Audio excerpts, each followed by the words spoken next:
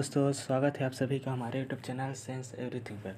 दोस्तों, आज की वीडियो में मोस्ट इम्पॉर्टेंट इंडियन कॉन्स्टिट्यूशन के क्वेश्चन लेकर आया हूं, जो आपके आगामी परीक्षाओं में आपकी सहायता करेंगे।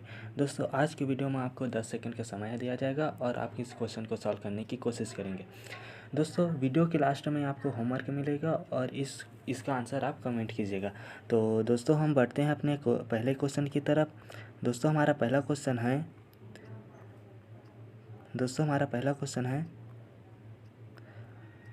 भारतीय संविधान के किस अनुच्छेद के तहत लोकसभा में अनुसूचित जातियों और जनजातियों के लिए आरक्षण दिया गया है।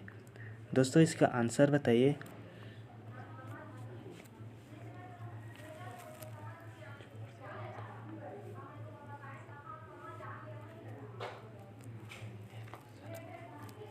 दोस्तों, इसका करेक्ट आंसर है ऑप्शन ए 330। दोस्तों, अब हम बढ़ते हैं अगले क्वेश्चन की तरफ।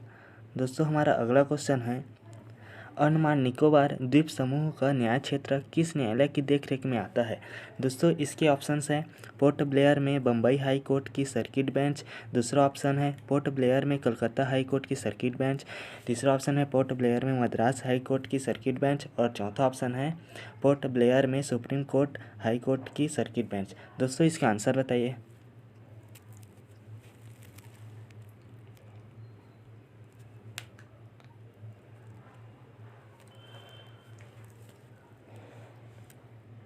दोस्तों, इसका करेक्ट आंसर है ऑप्शन बी पोर्ट ब्लेयर में कलकत्ता हाई कोर्ट की सर्किट बेंच। दोस्तों, अब हम बढ़ते हैं अगले क्वेश्चन की तरफ। दोस्तों, हमारा अगला क्वेश्चन है केंद्र शासित प्रदेश लक्षद्वीप के न्यायिक क्षेत्र का कार्य कौन सा न्यायालय करता है। दोस्तों, इसके ऑप्शन है तमिलनाडु हाई कोर्ट, दूसरा ऑप्शन है केरल हाई कोर्ट, तीसरा ऑप्शन है कलकत्ता हाई कोर्ट और चौथा ऑप्शन है बॉम्बे हाई कोर्ट। दोस्तों, इसका आंसर बताइए।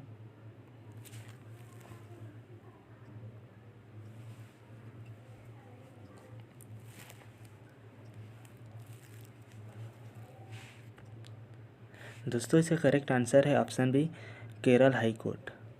दोस्तों, अब हम बढ़ते हैं अगले क्वेश्चन की तरफ। दोस्तों, हमारा अगला क्वेश्चन आता है सुप्रीम कोर्ट के जजों की संख्या कौन बदल सकता है। दोस्तों, इसके ऑप्शन है राष्ट्रपति आदेश, दूसरा ऑप्शन है कानून द्वारा संसद, तीसरा ऑप्शन है सुप्रीम कोर्ट की अधिसूचना और चौथा ऑप्शन है केंद्र सरकार की अधिसूचना। दोस्तों, इसका आंसर बताइए।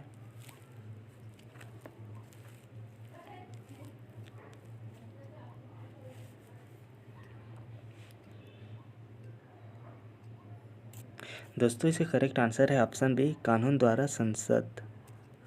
दोस्तों, अब हम बढ़ते हैं अगले क्वेश्चन की तरफ।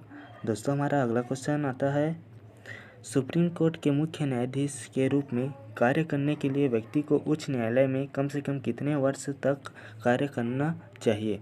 दोस्तों, इसके ऑप्शन है 10 वर्ष, दूसरा ऑप्शन है 12 वर्ष, तीसरा ऑप्शन है 15 वर्ष और चौथा ऑप्शन है 20 वर्ष। दोस्तों, इसका आंसर बताइए।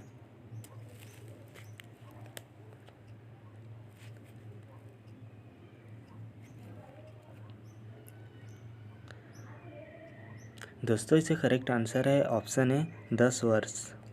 दोस्तों, अब हम बढ़ते हैं अगले क्वेश्चन की तरफ। दोस्तों, हमारा अगला क्वेश्चन आता है दिल्ली को एनसीटी मतलब राष्ट्रीय राजधानी प्रदेश संविधान के किस संशोधन से बनाया गया। दोस्तों, इसका ऑप्शन है 73वां संशोधन, दूसरा ऑप्शन है 69वां संशोधन, तीसरा ऑप्शन है 74वां संशोधन और चौथा ऑप्शन है 76वां संशोधन। दोस्तों, इसका आंसर बताइए।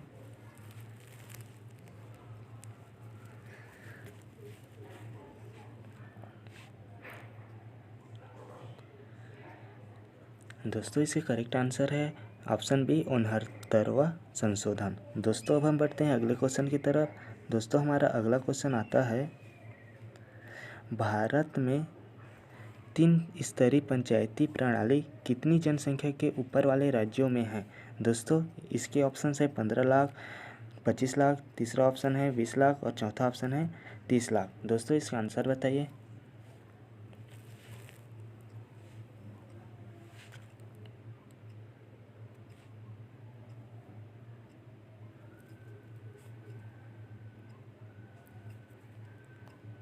दोस्तों, इसका करेक्ट आंसर है ऑप्शन सी 20 लाख। दोस्तों, अब हम बढ़ते हैं 8वें क्वेश्चन की तरफ। दोस्तों हमारा अगला क्वेश्चन है, निम्नलिखित में कौन राज्यपाल को उसके कार्यालय से हटा सकता है। दोस्तों इसके ऑप्शंस हैं राज्य विधानसभा, दूसरा ऑप्शन है संसद, तीसरा ऑप्शन है राष्ट्रपति और चौथा ऑप्शन है इनमें से कोई नहीं। दोस्तों इसका करेक्ट आंसर बताइए।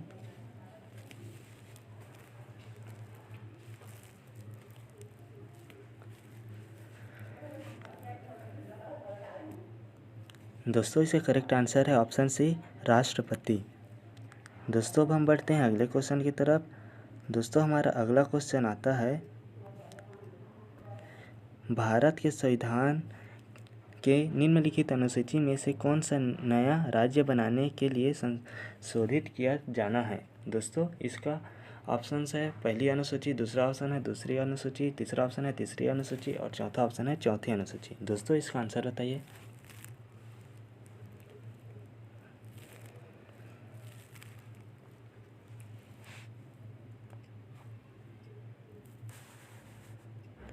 दोस्तों इसका करेक्ट आंसर है ऑप्शन ए, पहली अनुसूची। दोस्तों अब हम बढ़ते हैं अगले क्वेश्चन की तरफ।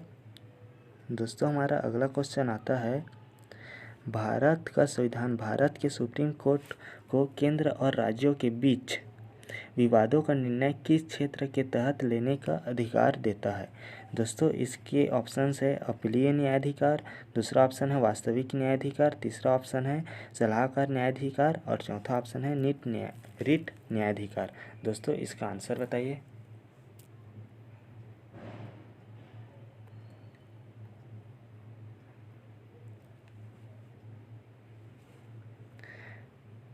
दोस्तों इसका करेक्ट आंसर है ऑप्शन बी, वास्तविक न्यायाधिकार। दोस्तों अब हम बढ़ते हैं अगले क्वेश्चन की तरफ। दोस्तों हमारा अगला क्वेश्चन है, इनमें से कौन सा राष्ट्रपति चुनाव के लिए चुनावी कॉलेज का हिस्सा है लेकिन उसकी अपील के लिए कार्यवाही में भाग नहीं लेता है। दोस्तों इसके ऑप्शंस है लोकसभा, दूसरा ऑप्शन है राज्यसभा, तीसरा ऑप्शन है राज्य विधानसभा और चौथा ऑप्शन है राज्य विधान परिषद। दोस्तों इसका आंसर बताइए।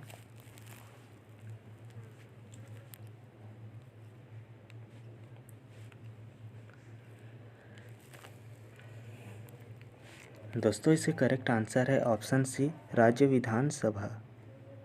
दोस्तों अब हम बढ़ते हैं अगले क्वेश्चन की तरफ। दोस्तों हमारा अगला क्वेश्चन आता है, स्वर्ण सिंह समिति ने किसकी सलाह दी। दोस्तों इसके ऑप्शंस हैं राज्य स्तरीय चुनाव आयोगों का संविधान, दूसरा ऑप्शन है पंचायती राज में सुधार, तीसरा ऑप्शन है भारतीय संविधान में मौलिक कर्तव्यों को शामिल करना और चौथा ऑप्शन है हिमालय और प्रायद्वीपीय नदियों का अंतःक्रिया। दोस्तों इसका आंसर बताइए।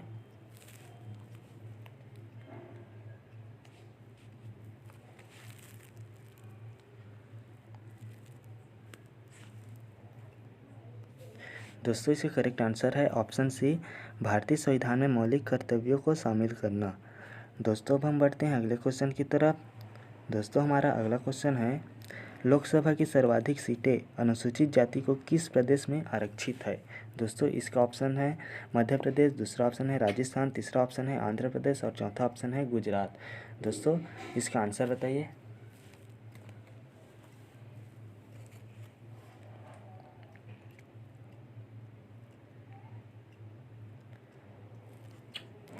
दोस्तों इसका करेक्ट आंसर है ऑप्शन है मध्य प्रदेश।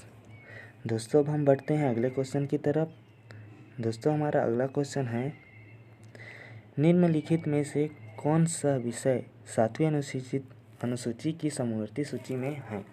दोस्तों इसके ऑप्शन है सार्वजनिक स्वास्थ्य और स्वच्छता, दूसरा ऑप्शन है वन, तीसरा ऑप्शन है स्टॉक एक्सचेंज और चौथा ऑप्शन है कृषि। दोस्तों इसका आंसर बताइए।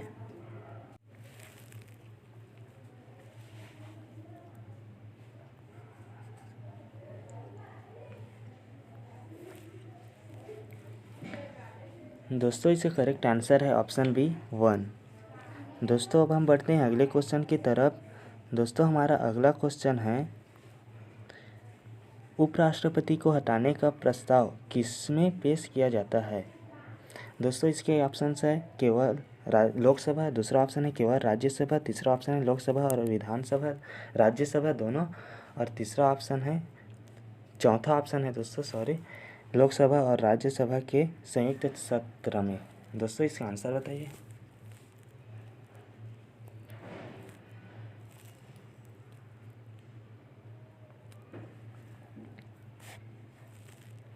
दोस्तों इसका करेक्ट आंसर है ऑप्शन बी, केवल राज्यसभा में।